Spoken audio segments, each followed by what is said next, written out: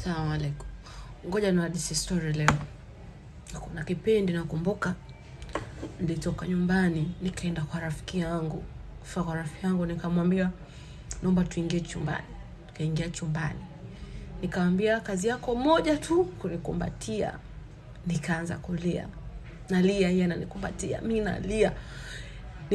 Ile kulia kumshika mtu kuminya hasira. Yaani nililia sana. Nilitoa vitu vingi moyoni. Aliza. Yaani niliweka kama takriban kama nusu saa mpaka alia. Akamaliza akaniambia una nini? Kuna mtu amekukera?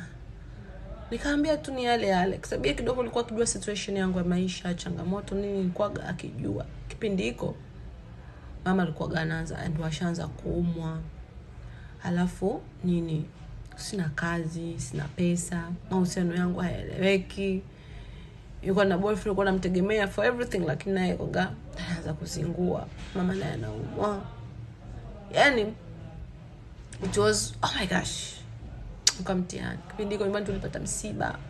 Yaani ilikuwa kipindi fulani hivi kigumu. Kwa nililia nile kwa rafiki yangu nililia sana. Sana. Afu tuka hapo ikawa ni kama therapy.